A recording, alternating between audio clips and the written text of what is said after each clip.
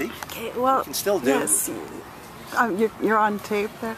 I'm just wondering, you're talking about like how Emily Dickinson published 4 poems. That's all. That's all. During her lifetime. And she was more interested in writing than publishing. Either that or she didn't have time, or I think she was more, she was a very prolific writer, so I think she was very preoccupied.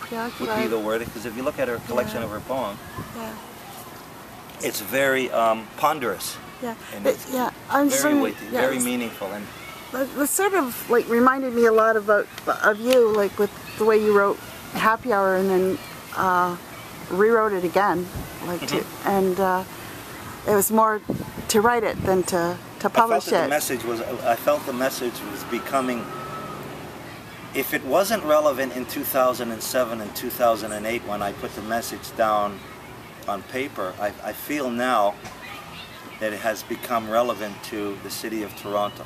I'm more interested in my city and being a citizen concerned about the issues of our town, good old TO, than putting it on the internet in a worldwide basis and having it read as just in the first part as a criminal profile, second part commentary, third part again combining all the elements of 1 and 2, and making it more of a less of an entertainment device than more of a commentary on where we're going in Toronto society. And of course, with Yonge and Dundas, as I predicted in 2008, there would be devious men and women taking life into their own, taking lives into their own hands and having an agenda. I felt it was strong then.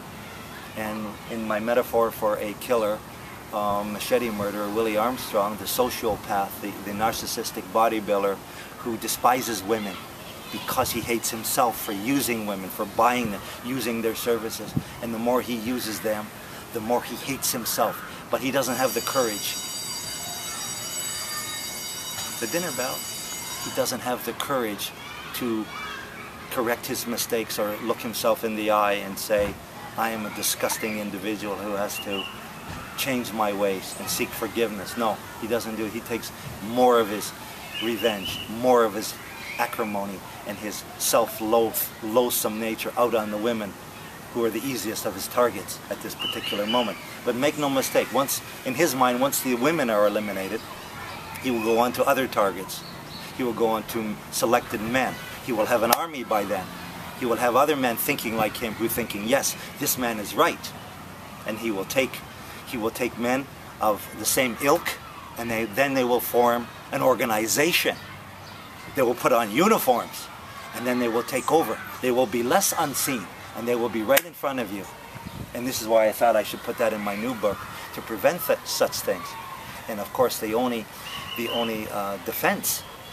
defense against such men of criminality and of evil intent is to put my thoughts and my picture and my ideas into what I believe should be done.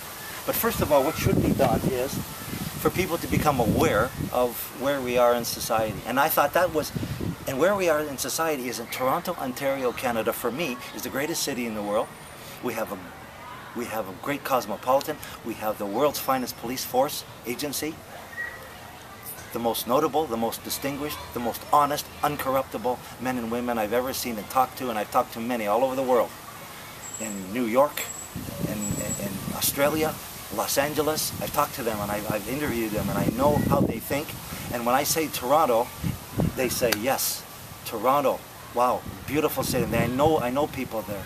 I know men and women there who are just very dedicated individuals. That is not an issue. We have to back up our police force by being cooperative, helping them out in their investigations. Otherwise, people who become, I found it, who are indifferent and let somebody else do it, they end up being a chalk outline. They're the ones that we'll see on the sidewalk. They're the ones, we don't want to see that. We don't want to see any chalk outline. We don't want to see any yellow tape police investigation. We want to be informed. So if we're informed of what's going on, we have a better idea of how to approach the city. So that's... But let me just tell you something. It's an attitude. What this book is about an attitude. It's all about attitude and being aware of your surroundings. And that's why I felt that I took it off the internet on the previous location and re-publicized this at my own expense. I'm not making any money right now, and hoping that we can republish this in a mass media format, because ideally right now this is I have close to 100 of these that are promotional that I want people to see, and when the word is out that they read it and see, yes, there is a message, there is an honest message here that we can show and that we can project to the people of Toronto, and it's something new. Yeah. And so, it's something, as we say over here on the new, it's updated and it's modern. right. I want to get rid of this idea so that we can come forward. So it's kind of like a modern day street Bible, or a way to take control of your city and your own Correct. surroundings. Correct. If you ever viewed the movie, Taxi Driver, the man decided that he had enough of the streets were filthy and the politicians were corrupt and the people were corrupt, and he could see the crime and the indecency on the street. He could see girls being used as prostitutes and young men, and he felt that everything was ineffective, and he just had this sudden overwhelming impulse. And coming back from Vietnam, he realized that what he was fighting for was not what he wanted. He wanted something clean and pure. So he decided to put that image in his mind, and he went ahead and projected what he wanted. He went after the mafia. He went after organized crime.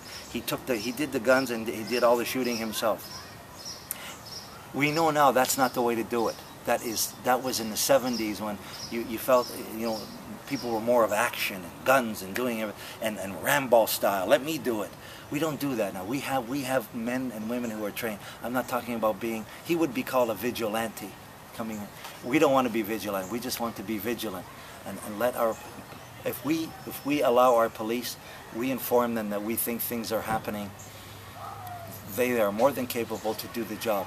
And then when we become more, when a movement becomes afoot, when the people are more vocal, and they vocalize, become more vociferous about what's happening in our city, and that they want tougher laws for criminals who are carrying concealed weapons, treat them as terrorists. I believe they should. The politicians will get the idea that there's a new movement afoot, that we have to tighten the laws make them more strict and more stringent for gang members and criminals who think that they can just do what they will on the streets of Toronto and use it as their own private venue for corruption and crime. This is our streets. They are our streets. So if I understand your message, it's to... what is it? The book? The message? My philosophy? I guess the message is in the book, but right now what you're doing when you're taking to the streets and you're promoting this message of being ever vigilant and not a vigilante, you're promoting zero tolerance to... I'm promoting, I know what you're saying. Oh, you want me to know? I am promoting, this book, as I said to you before, is all about attitude. This book is about the city of Toronto. Okay, right. Where we are seeking our 60 minutes of happiness, and in order to preserve, excuse me, ladies and gentlemen, in order to preserve 60 minutes, you preserve that 60 minutes, that safety zone, so that you can preserve another 60 minutes, so that you do it in increments, and you do it, how many times? You do it 24 times, 24/7. You do it 24 times a day. 60, 60, 60, 60. And in order to preserve that 60 minutes of happiness, your happy hour zone, if you will, the citizens have to realize that the city is there. They are the city. So if you want to preserve your 60 minutes of happiness, you basically have